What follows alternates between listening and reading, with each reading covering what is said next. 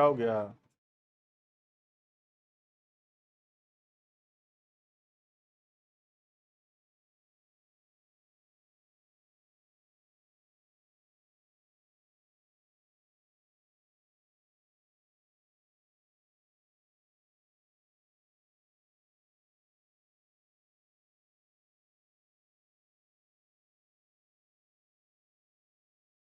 Online students check your audio and video.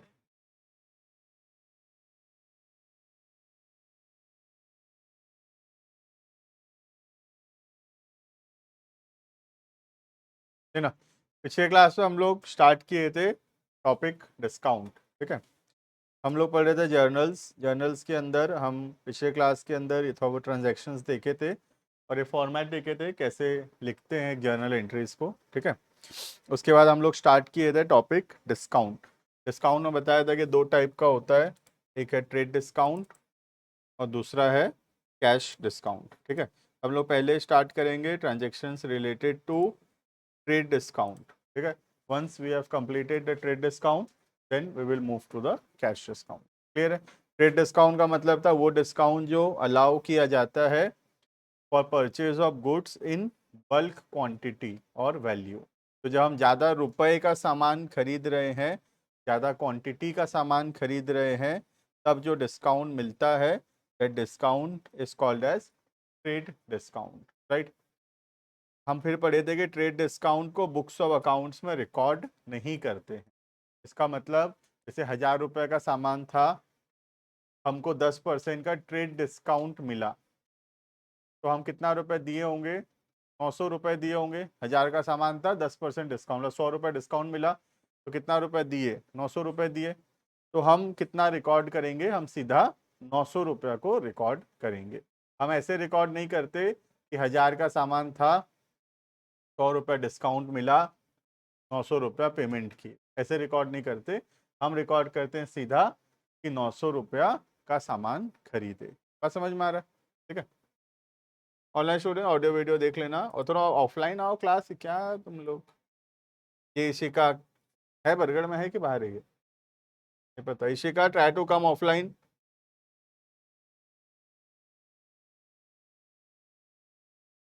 और Krishna also try to come offline. Vanshika also try to come offline. बाकी लोग तो चलो बाहर के हैं, ठीक है। ठीक है, ट्रेड डिस्काउंट पढ़ेंगे हम लोग पहले। Trade discount related entries, trade discount point number 1 था, उसके अंदर बिट नंबर ए देखना। पहला transaction,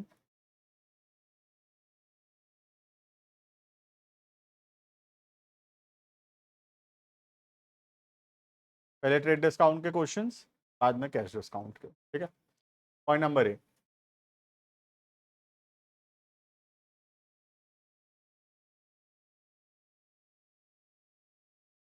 purchase goods worth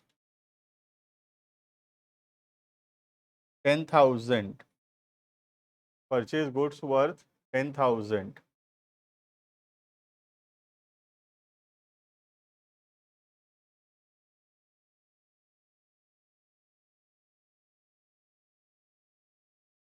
at 10% trade discount in cash.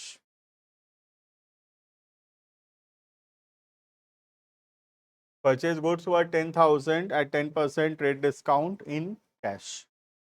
तो हम 10,000 का सामान खरीदे, उसमें ट्रेड डिस्काउंट मिला हमको 10% का और हम बाकी पैसा दे दिए। ठीक है, तो कैसे इसको रिकॉर्ड करेंगे? देखो 10,000 का सामान था, उसमें माइनस करेंगे क्या? जो डिस्काउंट मिला हमको, 10% ट्रेड डिस्काउंट मिला, तो कितना हुआ ट्रेड डिस्काउंट? 1,000 का ट्रेड डिस्काउंट मिला, तो कितना रुपया पेमेंट किए हम? 9,000। समझ में आ रहा है इतना? तो हम सीधा लिखेंगे कि 9,000 का सामान खरीदे। बात समझ में आ रहा है? अलग से ऐसे नहीं लिखेंगे कि 10,000 का सामान खरीदे, 1,000 रुपया डिस्काउंट मिला, 9,000 रुपये दिए, ऐसे रिकॉर्ड नहीं करते। ट्रेड डिस्काउंट को बुक्स ऑफ अकाउंट्स में अलग से रिकॉर्ड नहीं करते हैं।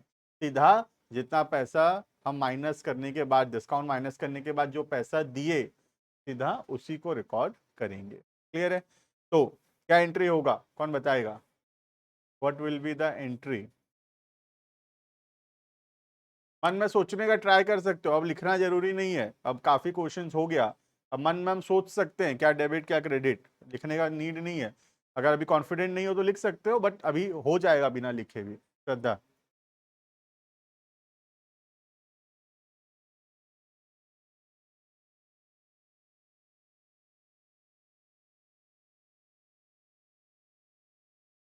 ठीक है, तो परचेज क्या है बताओ पहले? एक्सपेंस है। परचेज एक्सपेंस है, बढ़ेगा तो डेबिट, एक्सपेंस बढ़ेगा तो डेबिट। ठीक है, दूसरा पैसा गया, कैश, कैश एसेट है, एसेट कम होगा तो क्रेडिट। तो एंट्री क्या होगा जब पूछा जाए तो कैसे प्रोनाउंस करने बताया था, याद होगा पिछला साल, पिछला क्लास में, bank account debited to cash account, ऐसे प्रोनाउंस करते हैं।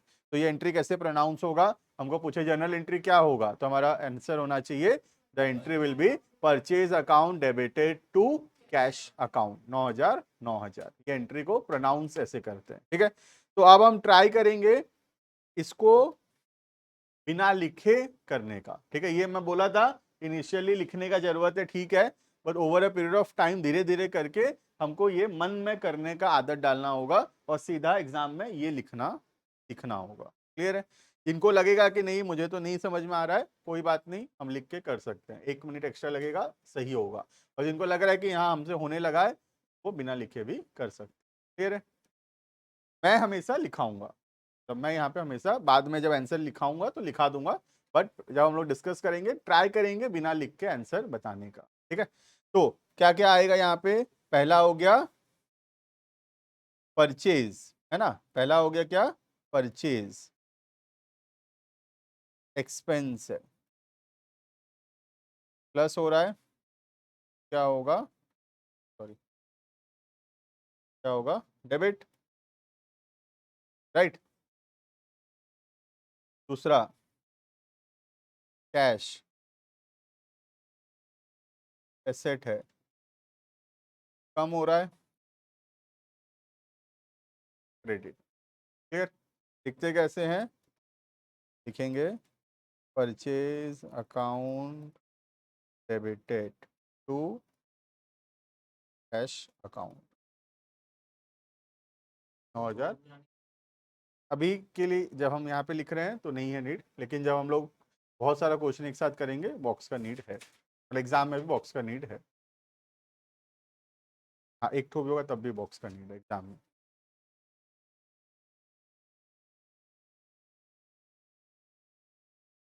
चेक भी चलेगा और उधारी भी चलेगा, क्योंकि ट्रेड डिस्काउंट जो है वो पैसा की वजह से नहीं मिलता है। ट्रेड डिस्काउंट तो होता है ज़्यादा क्वांटिटी खरीदने की वजह से। अब हो सकता है हम पैसा दिए हों कैश में, हो सकता है हम पैसा दिए हों चेक में, हो सकता है हम पैसा दिए ही ना हो, तीनों हो सकता है। लेकिन जो कैश डिस्काउंट हम पढ़ेंगे इसके बाद, उसमें हमेशा पैसा दिए होंगे, क्योंकि कैश डिस्काउंट तभी मिलता है जब हम पैसा देते हैं। अगर उधारी में सामान खरीदे हैं तो कभी भी कैश डिस्काउंट नहीं मिलेगा। बात समझ में आ रही है? कैश डिस्काउंट का मीनिंग क्या था, याद करो। कैश डिस्काउंट का मीनिंग था वो डिस्काउंट जो मिलता है जल्दी पैसा देने की वजह से। तो जरूर कैश डिस्काउंट मिल रहा है का मतलब पैसा दे दिए होंगे, क्रेडिट नहीं हो सकता। चेक देने से भी कैश डिस्काउंट मिलेगा। जब भी पेमेंट करने का बात चल रहा है पूरे अकाउंट्स में, वो कैश या चेक दोनों एक ही बात है। ठीक है, क्लियर है इतना?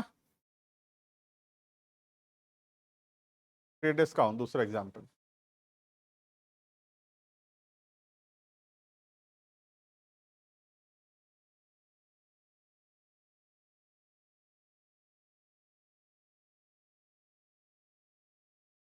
परचेज गुड्स वर्थ 50,000,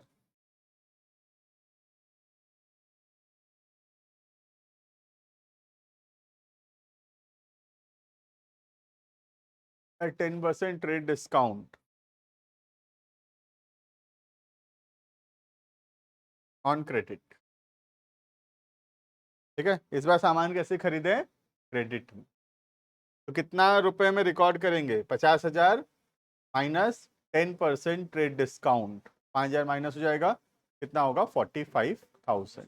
ठीक है, क्या एंट्री होगा इक्षित?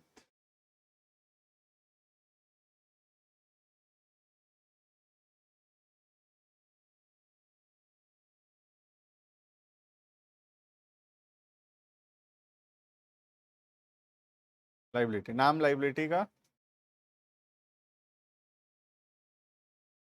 कुछ एक नाम होगा ना लाइबिलिटी का। वेरी गुड, क्रेडिटर है उसका नाम, जिससे उधारी में सामान खरीदते हैं, क्रेडिटर बोलते हैं ना। ठीक,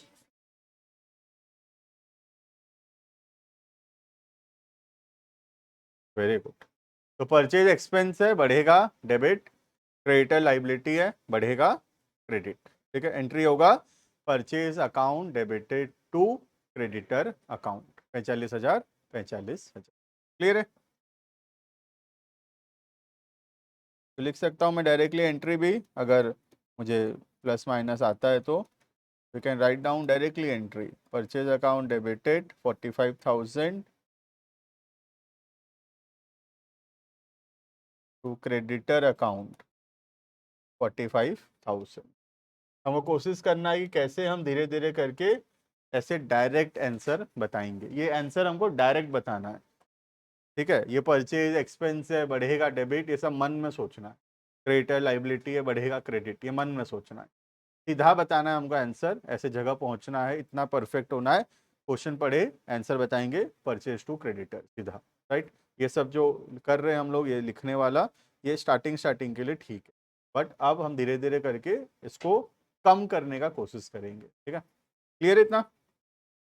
तो ये हो गया ट्रेड डिस्काउंट। ट्रेड डिस्काउंट बहुत इजी होता है, सीधा डिस्काउंट काट के जो अमाउंट बचा उसको हम रिकॉर्ड कर लेंगे। ठीक है, तो 50,000 का सामान खरीदे, 5,000 डिस्काउंट हुआ, तो सीधा 5,000 कट हो गया, बचा 45, 45 में रिकॉर्ड हुआ। ठीक है, इसका डिटेल में लिखा नहीं हूँ, एक बार रिपीट कर दे रहा हूँ किसी को जानना है तो।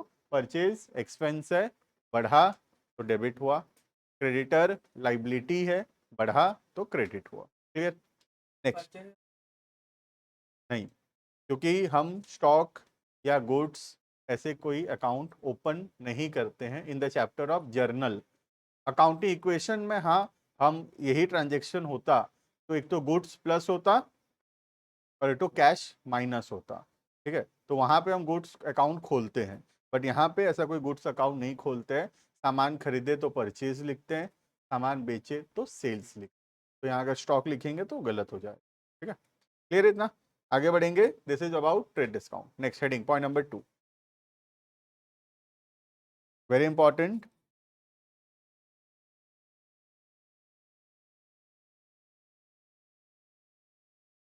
Cash discount.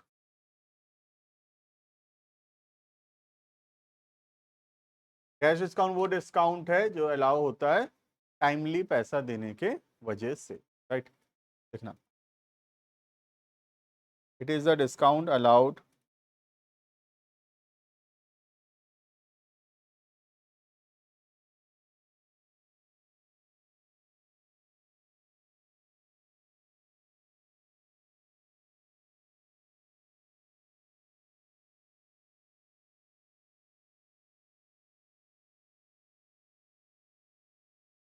बहुत अच्छे से सुनना।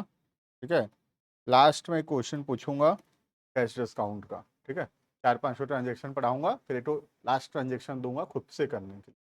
और आज तक जितने को दिया हूँ नहीं कर पाए हैं, तो you have a challenge also कि तुम ठीक से सुनो ताकि तुम वो क्वेश्चन कर पाओ। ठीक है, it is a discount allowed for timely payment for goods and services. Goods and services और टाइमली पेमेंट किए हैं, उसके वजह से डिस्काउंट मिलता है, वो डिस्काउंट को बोलते हैं कैश डिस्काउंट। ठीक है, ये तो पहले भी चैप्टर में पढ़ाया हुआ है। Full stop, it is recorded in the books of accounts. Cash discount को क्या करते हैं? रिकॉर्ड करते हैं। It is recorded in the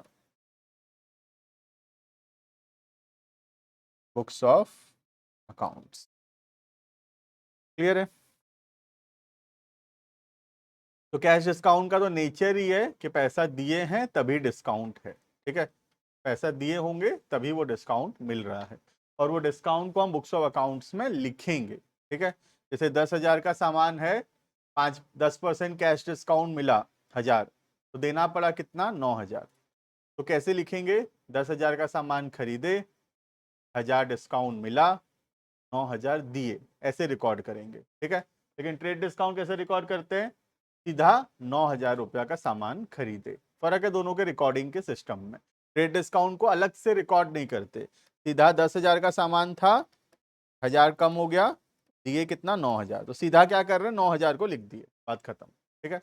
लेकिन कैश डिस्काउंट के केस में 10,000 का सामान खरीदे, 1,000 रुपया डिस्काउंट हुआ, देना पड़ा 9,000, तो इसको कैसे लिखेंगे? 10,000 का सामान खरीदे, 1,000 डिस्काउंट मिला, दिए 9,000, ऐसे रिकॉर्ड होगा। ये अलग अलग से सब रिकॉर्ड होगा। क्लियर है ये? एग्जाम्पल लिखेंगे, पॉइंट नंबर 1 2 का A.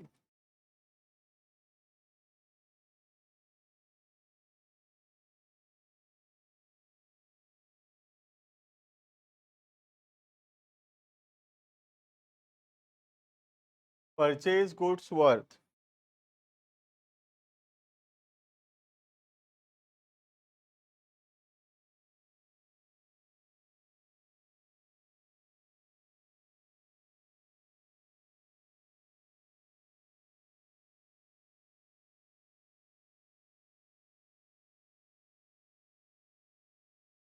Purchase goods worth 10,000 at 10% trade discount and 5% cash discount in cash. तो हम 10,000 का सामान खरीदे, पहले तो दुकानदार हमको 10% का ट्रेड डिस्काउंट दे दिया, 9,000 का हो गया सामान। अब बोला जल्दी पैसा देगा तो और 5% माइनस होगा, हम जल्दी पैसा दे दिए, 5% और माइनस करा लिए। मीनिंग समझ में आया क्वेश्चन का? पहले कैलकुलेशन, ठीक है, कैलकुलेशन शो करेंगे। 10,000 था उसका प्राइस, पहले माइनस करेंगे हमेशा ट्रेड डिस्काउंट, ठीक है, बाद में माइनस होगा कैश डिस्काउंट। तो ट्रेड डिस्काउंट 10,000 था, 10,000 का 10% है ना, 1,000 कितना का सामान हो गया? 9,000 का। 9,000 में फिर हमको कैश डिस्काउंट मिला 5%, 9,000 का 5%, ठीक है, 10,000 का नहीं, 9,000 का। 9,000 का 5% डिस्काउंट मिल गया, कितना? 450। तो कितना देना पड़ा? 8,550। ये क्लियर है सबको यहाँ तक? ठीक है, कैलकुलेशन क्लियर है सबको? 10,000 का सामान था, 10% ट्रेड डिस्काउंट हुआ, तो 1,000 माइनस हो गया, 9,000 बचा, 9,000 में 5% का कैश डिस्काउंट हुआ, तो बचा 8,550, ठीक है।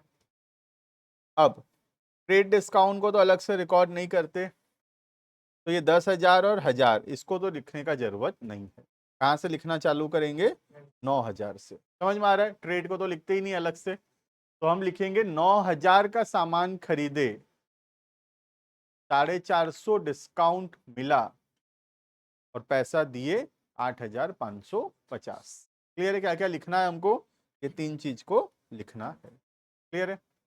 कैसे लिखेंगे देखते हैं। 9,000 का सामान खरीदे, परचेज, क्या है परचेज? एक्सपेंस है, एक्सपेंस बढ़ेगा, क्या होगा? डेबिट। साथ में अमाउंट भी लिख देना, पता रहेगा कौन सा अमाउंट आएगा। 9,000, कितना समझ में आया सबको? 9,000 क्यों लिख रहे हैं, 10,000 क्यों नहीं? क्योंकि ट्रेड डिस्काउंट अलग से रिकॉर्ड नहीं करते, लेकिन कैश डिस्काउंट को अलग से रिकॉर्ड करते हैं, ठीक है। तो परचेज हो गया 9,000, ये समझ में आया सबको, ट्रेड डिस्काउंट के बाद वाला अमाउंट। अब हमको 450 का डिस्काउंट मिला, फायदा हो रहा है कि नुकसान हो रहा है? फायदा हो रहा है, सिंपल है, नॉर्मल हिंदी भाषा में समझोगे तो हो जाएगा, अकाउंट्स का कोई जरूरत ही नहीं है। सामान खरीदे, डिस्काउंट मिला, फायदा हो रहा है कि नुकसान हो रहा है? फायदा हो रहा है। तो लिखेंगे डिस्काउंट रिसीव, डिस्काउंट रिसीव्ड। क्या है? एक्सपेंस की रेवेन्यू है, रेवेन्यू है, कमाई हो रहा है, फायदा हो रहा है, रेवेन्यू है, फायदा बढ़ रहा है, डिस्काउंट मिलने से ज़्यादा ज़्यादा डिस्काउंट मिलेगा, ज़्यादा फायदा हो रहा है। क्रेडिट होगा, कितना अमाउंट होगा? 450। कितना क्लियर है? नेक्स्ट, 8,550 दिए, कैश कम होगा,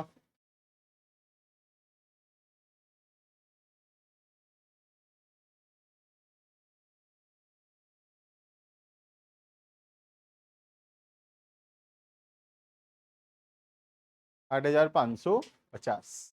इतना समझ में आया सबको? अभी तक हम जो सॉल्व कर रहे थे क्वेश्चंस, जिसमें सब में ये हो रहा था एक ठो डेबिट और एक ठो क्रेडिट होता था। आज तक हमेशा ऐसा होता था, एक डेबिट और एक क्रेडिट होता था, ठीक है। लेकिन मैं कभी ऐसा नहीं पढ़ाया कि एक डेबिट होगा एक क्रेडिट होगा। मैं पढ़ाया हमेशा सम total of debit will always be equal to the sum total of credit। Total of debit और टोटल ऑफ क्रेडिट इक्वल होगा, एक एक ठो होगा ऐसा जरूरी नहीं, ठीक है। You can see the total debit का अमाउंट देखो कितना है, 9,000 है, और क्रेडिट का अमाउंट देखो कितना है, 9,000। समझ में आ रहा है? तो एक एक होगा ऐसा कुछ नहीं है, 2 3 4 5 6 7 8 कितना ठो भी अकाउंट हो सकता है। बट हमेशा ये बात वैलिड जरूर होगा कि टोटल ऑफ डेबिट और टोटल ऑफ क्रेडिट वो हमेशा मैच करेगा। जैसे यहाँ पे टोटल डेबिट 9,000 है और क्रेडिट भी 9,000 है। क्लियर है? इतना समझ में आया सबको? इसको कैसे लिखेंगे, जो जर्नल का फॉर्मेट है उसमें कैसे लिखेंगे? लिखेंगे purchase account debit 9,000 to cash account, और एक क्रेडिट है तो एक और 2 डिस्काउंट रिसीव्ड अकाउंट।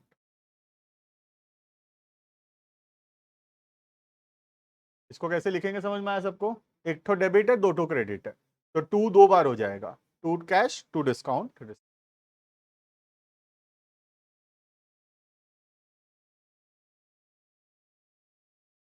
हाँ ऐसा भी हो सकता है, अभी आ जाएगा थोड़ी देर में वो, अभी से इसके नेक्स्ट एग्जाम्पल में आ जाएगा वो।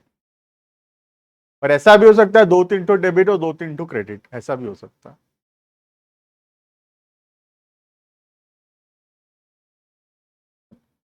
क्लियर है इतना? हाँ हो सकता है, कितना भी डेबिट हो कितना भी क्रेडिट हो सकता है। क्लियर है इतना? सबको समझ में आ गया? पहला लिखना कैसे है, पहले ट्रेड डिस्काउंट माइनस होगा, फिर कैश डिस्काउंट माइनस होगा। ट्रेड के बाद वाला अमाउंट को लिखेंगे 9,000, ट्रेड से पहले तक तो कुछ लिखते ही नहीं है, ठीक है। तो 9,000 का सामान खरीदे, 450 डिस्काउंट मिला, पैसा दिया 8,550। तो परचेज अकाउंट डेबिट 9,000, एक्सपेंस है डेबिट, टू कैश पैसा गया 8,550, फायदा हो गया, टू डिस्काउंट रिसीव्ड। सर और एक बार समझा दीजिए, कौन सा? यही वाला श्रद्धा, यही वाला बोल रहे हो? ठीक है, मैं एक बार रिपीट कर दे रहा हूँ, हालांकि इसके नेक्स्ट एग्जाम्पल भी यही सेम ही है। देखो इसमें मैं बोल रहा हूँ कि 9,000 का सामान खरीदे, 9,000 तक तो समझ में आ गया होगा, ये तो ट्रेड डिस्काउंट माइनस किए यहाँ तक, ठीक है। मैं बोला ट्रेड डिस्काउंट को अलग से रिकॉर्ड नहीं करते, मतलब ये अलग से लिखने का जरूरत है ही नहीं, ट्रेड तक तो लिखने का जरूरत है ही नहीं, ठीक है। 9,000 से लिखना चालू करेंगे। 9,000 का सामान खरीदे, परचेज किए, परचेज एक्सपेंस है, बढ़ा खर्चा, बढ़ा सामान खरीदे तो खर्चा बढ़ रहा है, खर्चा बढ़ेगा तो डेबिट, ठीक है। अब 450 का डिस्काउंट मिला सामान खरीदते समय, फायदा हो गया, तो डिस्काउंट मिला रिसीव्ड, जो कि हमारा बेनिफिट है, रेवेन्यू है, और रेवेन्यू बढ़ेगा तो क्रेडिट। और 8,550 देना पड़ा, कैश एसेट है, कम हो गया तो क्रेडिट। क्लियर है ये? आगे समझ में? आगे देखें,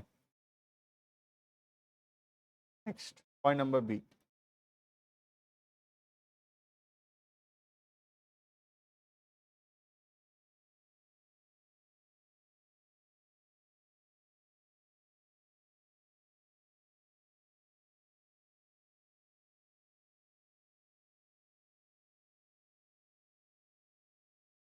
टोल गुड्स कॉस्टिंग कर दो, टोल गुड्स कॉस्टिंग।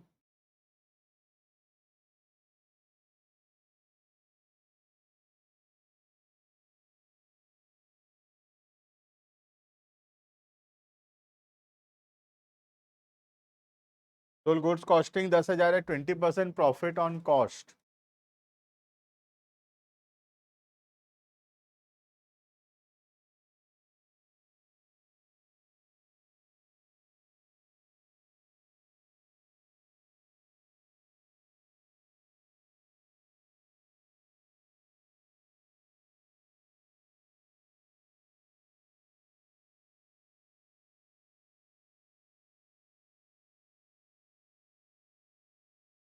ध्यान से पढ़ना पड़ेगा, ठीक है। धीरे धीरे अकाउंट्स अपने जो रियल रंग है उसमें आ रहा है। Accounts is not about what is capital, ठीक है, वो बहुत इजी है। अकाउंट्स ये है और इससे एडवांस है, ये नीचे नहीं है, ये कुछ नहीं है, ये अभी ABCD चल रहा है। अभी शेक्सपियर का नोवेल आएगा आगे। जर्नल सबसे इंपॉर्टेंट चैप्टर बोला हूँ, हार बोला था मैं, इंपॉर्टेंट बोला था, याद करो मेरा वर्ड, भूलो मत उसको। नहीं, इंपॉर्टेंट बोला मतलब, इंपॉर्टेंट मतलब ये बेसिक चैप्टर है, इसके बिना कुछ आगे समझ में नहीं आएगा, मेरा मतलब वो था। ये इजी चैप्टर है, लेकिन ये बहुत इजी चैप्टर है, ये बहुत। हाँ, अच्छे से पढ़ें तो आएगा, धीरे धीरे पहुंचेंगे। देखो, क्वेश्चन पढ़ लिए, समझ गए। सोल गुड्स कॉस्टिंग 10,000 है, 20% profit on cost, less 10% trade discount है, 5% कैश डिस्काउंट। मीनिंग बताता हूँ पहले। 10,000 का सामान हम खरीदे, 10,000 का सामान था हमारे पास, पहले उसमें 20% प्रॉफिट जोड़े, तो 10,000 रुपये में 20% प्रॉफिट, मतलब 2,000 रुपये जोड़ दिए, 12,000 हो गया। कस्टमर को 12,000 रुपये रेट बताए, क्या समझ में आ रहा है? 10,000 हमारा खरीदी रेट है, 10,000 में तो नहीं बेचेंगे, ऑब्वियस सा बात है। 2,000 जोड़ के कस्टमर को बताए कितना, 12,000।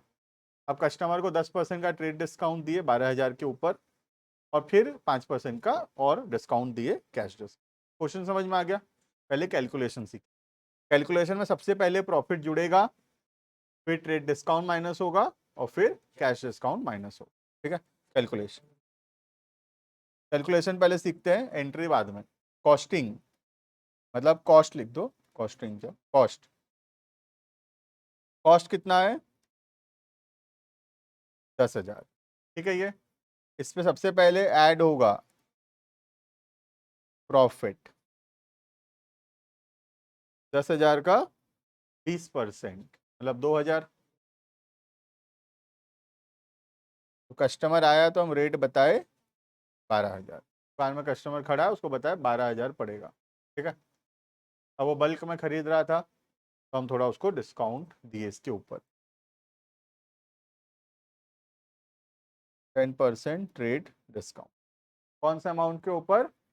12,000। कस्टमर थोड़ी जानता है तुम्हारा खरीदी 10,000 है, कस्टमर को तो 12,000 के ऊपर डिस्काउंट दोगे, ठीक है। कितना डिस्काउंट आएगा? 1,200। कितना में बेचने वाले हैं? 10,800। यहाँ तक क्लियर है सबको? सीरियल ऑर्डर मेंटेन करना पड़ेगा, पहले प्रॉफिट, फिर ट्रेड डिस्काउंट, फिर कैश डिस्काउंट, ठीक है।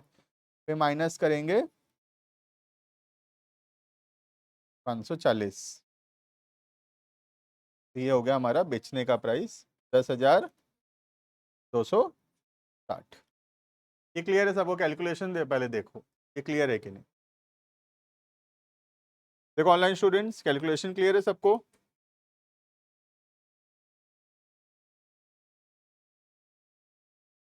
ठीक है, तो घूम फिर के 10,000 का सामान 10,260 में बेचे, यही मीनिंग है इसका, तो ठीक है। अब हम अलग से प्रॉफिट को रिकॉर्ड करना बंद कर दिए थे in the chapter of journal, याद है? प्रॉफिट को रिकॉर्ड नहीं करते थे। You can see the transaction, मैं दिखाता हूँ तुमको। देखो ये वाला, सोल गुड्स वर्थ 5,000 फॉर 7,000, हम सीधा 7,000 का एंट्री करते हैं, ठीक है। हम सीधा लिखते हैं 7,000 आया, 7,000 का सेल हुआ, कॉस्ट से कोई मतलब है नहीं जर्नल के चैप्टर में, ठीक है। तो अभी अगेन यहाँ पर भी हमको ये 2,000 10,000 ये सब अलग से लिखने का जरूरत नहीं है, ये बात को जर्नल में लिखने का जरूरत नहीं। ना ट्रेड डिस्काउंट को लिखते हैं, तो इस बात को भी जर्नल में लिखने का जरूरत नहीं। जर्नल कहाँ से शुरू होगा? जर्नल ये वाला पार्ट जर्नल में आएगा। ये क्लियर है सबको? जर्नल में क्या आएगा? प्रॉफिट नहीं आता जर्नल में अलग से, ट्रेड डिस्काउंट नहीं आता जर्नल में, ठीक है। तो जर्नल में आएगा अपना 10,800 से, तो जर्नल में आएगा 10,800 का सामान बेचे, 540 डिस्काउंट दिए, 10,260 मिला। समझ में आ रहा है? जर्नल में क्या आएगा? जर्नल में आएगा 10,800 का सामान बेचे, 540 डिस्काउंट दिए, 10,260 मिला। वो भी अलग से नहीं आएगा, जैसे यहाँ 2,000 का लॉस भी होता तो भी वो अलग से नहीं आता, ठीक है।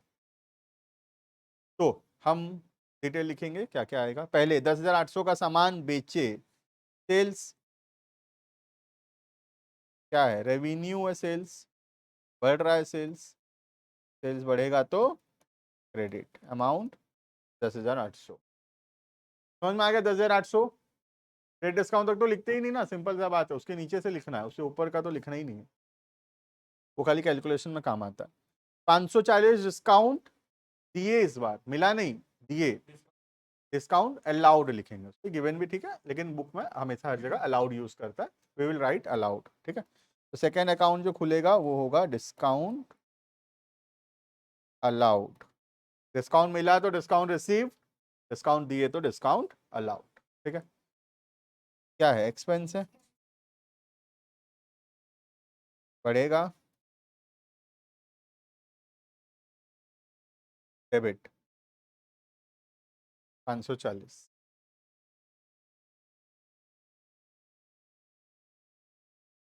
हम जितना ज़्यादा डिस्काउंट देंगे, हमारे ये क्या, हम सामान बेच रहे हैं, कस्टमर आए मेरे पास, सपोज तुम आए, मैं तुमको डिस्काउंट दिया, फिर हरीश आया, हरीश को डिस्काउंट दिया, कौशिक आया, कौशिक को डिस्काउंट दिया, तो मेरा डिस्काउंट नाम का खर्चा बढ़ रहा है, तो एक्सपेंस। प्रॉफिट को तो अलग से नहीं लिखते ना, ये तो डिस्काउंट माइनस नहीं होगा, डिस्काउंट दो चीज है, देखो प्रॉफिट लॉस को तो अलग से लिखते ही नहीं, इसको तो भूल ही जाओ, ठीक है। अब दो चीज हो सकता है, या तो डिस्काउंट मिल रहा है या डिस्काउंट दे रहे हैं, ठीक है। अगर सामान बेचेंगे तो कस्टमर को डिस्काउंट देंगे, तो डिस्काउंट अलाउड आएगा उसमें, और अगर सामान खरीदेंगे तो हमको डिस्काउंट मिलेगा, तो वहां डिस्काउंट रिसीव्ड आएगा वहां पे, ठीक है। तो परचेज के समय डिस्काउंट रिसीव्ड आएगा, सेल के समय डिस्काउंट अलाउड आएगा। बोलो लोकेश, बोलो।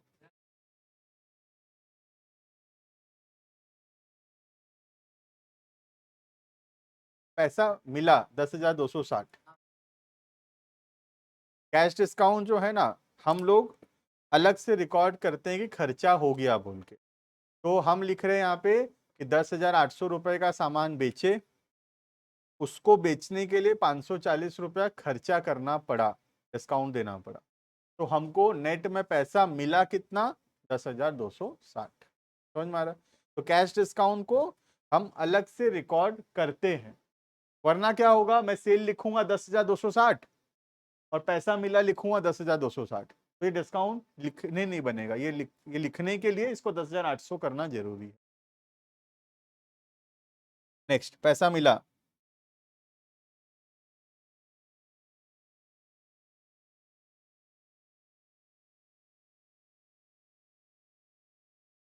तो यू कैन सी दो ठो डेबिट वाला भी आ गया है यहाँ पे, ठीक है। क्या sum total of debit is equal to the sum total of credit? ये मैच करते रहना, ठीक है। तो 10,800 और 10,800, क्लियर है?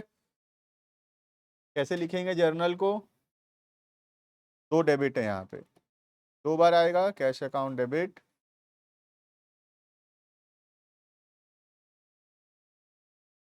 Discount allowed account debit, to sales account.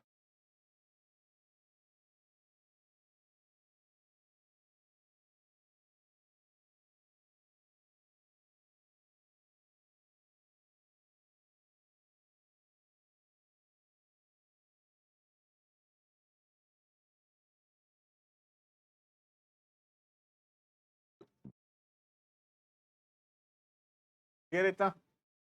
आगे समझ में? देखें क्वेश्चन पूछ के, देखो पॉइंट नंबर सी,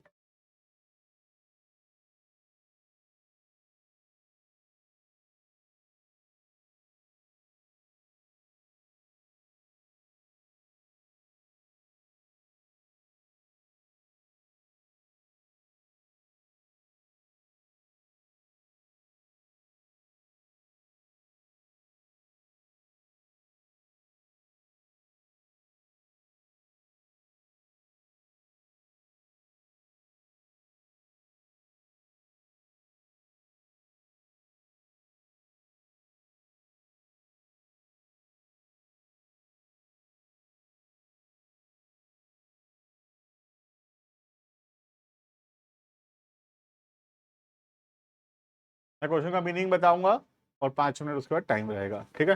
देखो क्वेश्चन का मीनिंग है, हम 50,000 का सामान खरीदे, आधा पैसा अभी दिए आधा पैसा बाद में देंगे। क्लियर है? आधा उधारी है, आधा कैश है। क्लियर? इस डिस्काउंट है, cash discount 5%। You have 5 minutes to solve with amount के साथ बताना। ठीक है, 5 मिनट है, आराम से टाइम लगाओ, सोचो, करो। Online students can also try but write the entry as well as the amount.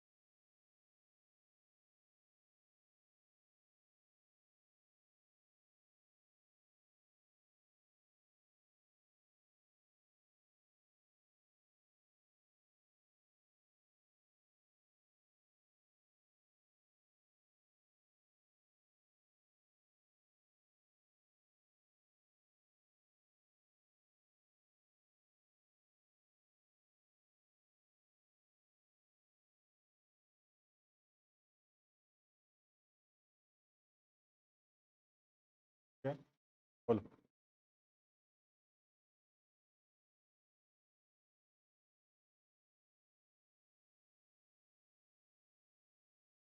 एक बार बताते जाओ, तुम डेबिट क्या करूं बताओ ना डायरेक्ट।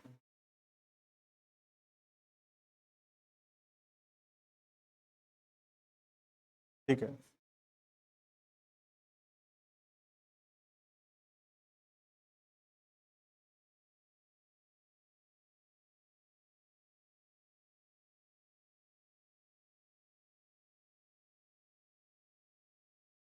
गलत है ये आधा पैसा दिया ना, आधा उधारी भी तो है।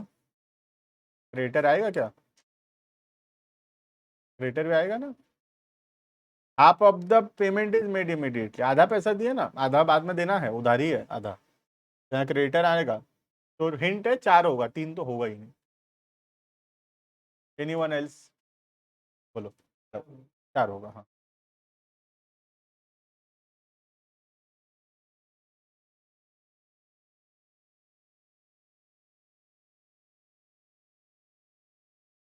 क्रेडिटर मतलब बेसिकली, हाँ।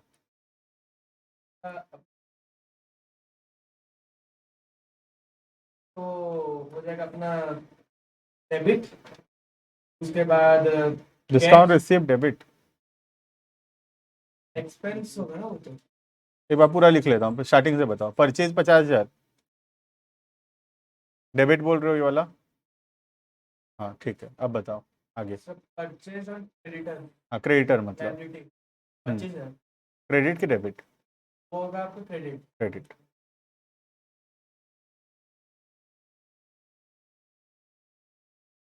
डिस्काउंट रिसिप्ट डेबिट की क्रेडिट अमाउंट। और सर कैश होगा क्रेडिट, अमाउंट होगा वो डिस्काउंट रिसिप्ट होगा 1250 और कैश होगा अपना 23,750। ये जर्नल मैच नहीं हो रहा, debit credit. Ikshit. Account debited. हम्म गलत है ये इक्षित। कैश डिस्काउंट को तो माइनस करते ही नहीं ना अलग से। हम अभी तक क्या पढ़ रहे हैं देखो, क्रेडिट डिस्काउंट को माइनस करते हैं, लेकिन कैश डिस्काउंट को तो 540 माइनस हुआ, लेकिन सेल तो 10,800 ही लिखे थे। तो यहाँ पे भी जो 5% तुम माइनस करके बता रहे हो, वो तो बाद में आएगा, कैश में आएगा तो। हाँ लोकेश, ये तुम इसमें बता दो ना क्या चेंजेस करूं, वो डेबिट क्रेडिट देख लो, क्या चेंज करूं बता दो खाली। ठीक है बता।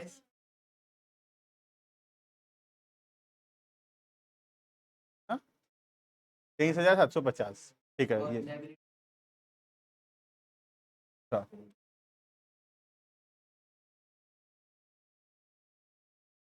हाँ।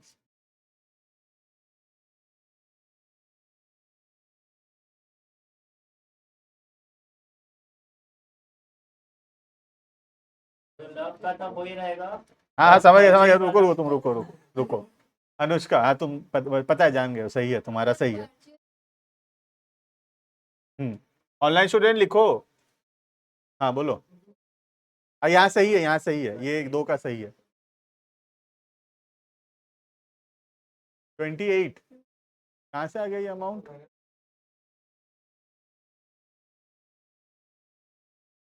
वो भी 23 होगा, वो भी 28 तो नहीं होगा वो भी। हाँ बोलो। हम्म।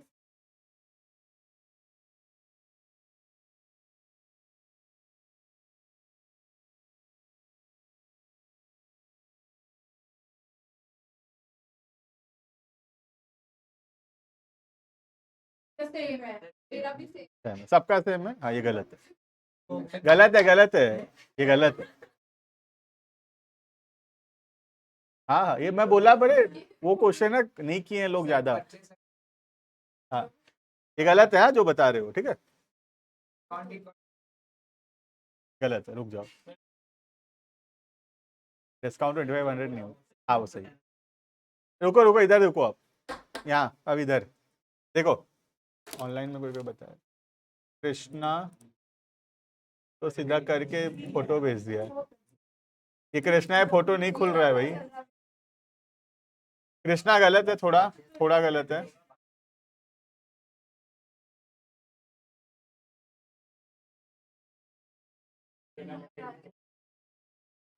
काशवी वेरी गुड, करेक्ट है काशवी। देखो यहाँ देखो, हाँ ये भी सही बोला, हरीश भी सही बोला, वेरी गुड। देखो क्या देखें अब, 50,000 का सामान हम खरीदे, ठीक है, तो परचेज एक्सपेंस से बढ़ेगा डेबिट, 50,000 सही है, ये सब सही बताए, ठीक है। उसके बाद सब बताए मुझे, एक डिस्काउंट रिसीव बताए यहाँ पे, दूसरा मुझे बताए क्रेडिटर, और तीसरा मुझे बताए कैश। तो अकाउंट सारा सही है, गलती अमाउंट में, ठीक है। देखना, तो 50,000 का हम सामान खरीदे, उसमें जो डिस्काउंट मिलेगा, कैश डिस्काउंट का मैं मीनिंग पढ़ाते समय ही बोला था कि ध्यान से सुनो, अभी लास्ट में क्वेश्चन पूछूंगा इसके ऊपर। कैश डिस्काउंट मिलता है सिर्फ पैसा देने के वजह से। तो क्या 50,000 रुपया दे दिए हैं क्या? आधा दिए हैं, तो डिस्काउंट भी आधा पे मिलेगा। बात समझ में आ रहा है? क्योंकि डिस्काउंट मिलता है जब पैसा देते हैं तब। 50,000 रुपये दिए ही नहीं है यहाँ पे, हम पैसा दिए कितना है, 25,000, आधा। तो जो डिस्काउंट का अमाउंट होगा, जो तुम्हारा डिस्काउंट रिसीव्ड है उसका अमाउंट गलत है सबका। डिस्काउंट रिसीव होगा 25,000 का 5%, कितना, 1250, ठीक है। तो कैश कितना देना पड़ेगा, 25,000 में से 1250 गया, 23,750।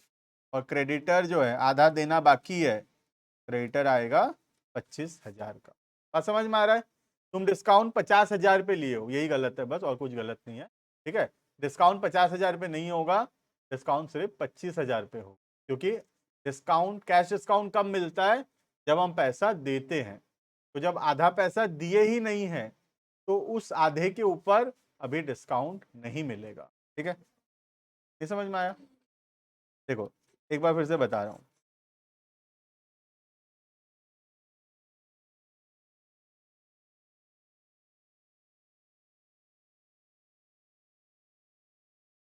क्वेश्चन में जैसे भी बोले, हम जब कैलकुलेशन में सॉल्व करेंगे पहले ट्रेड माइनस करेंगे और फिर कैश माइनस करेंगे।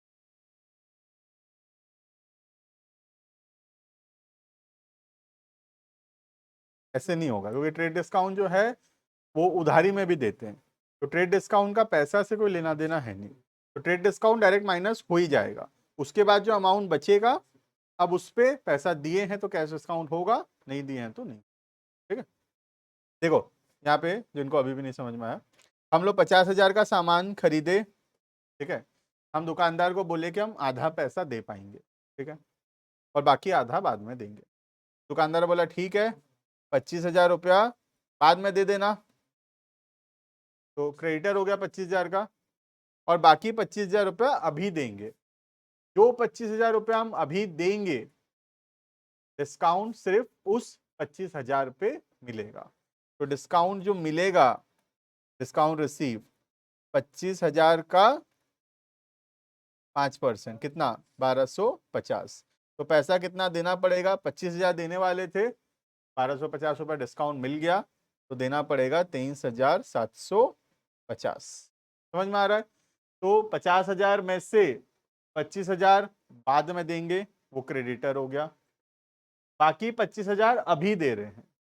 जो 25,000 हम अभी दे रहे हैं, उस 25,000 पे हम 5% का डिस्काउंट रिसीव कर रहे हैं, तो डिस्काउंट का अमाउंट हो गया 1250, क्रेडिटर हो गया 25,000 जो फ्यूचर में देना है, और जो पैसा दिए अभी 25,000 में से 1250 कम होके जो दिए वो है 23,750।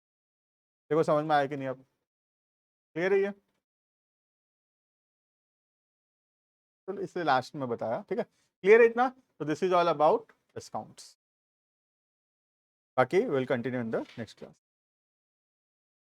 होमवर्क देंगे नेक्स्ट क्लास से, देंगे होमवर्क। बुक बुक सब खरीद लियो, है ना? नेक्स्ट क्लास से बुक से क्वेश्चंस होमवर्क मिलेगा, एक तो टॉपिक और पढ़ लेंगे, बैड डेट पढ़ने के बाद मिलेगा, नेक्स्ट क्लास बैड डेट पढ़ेंगे। Online students can live.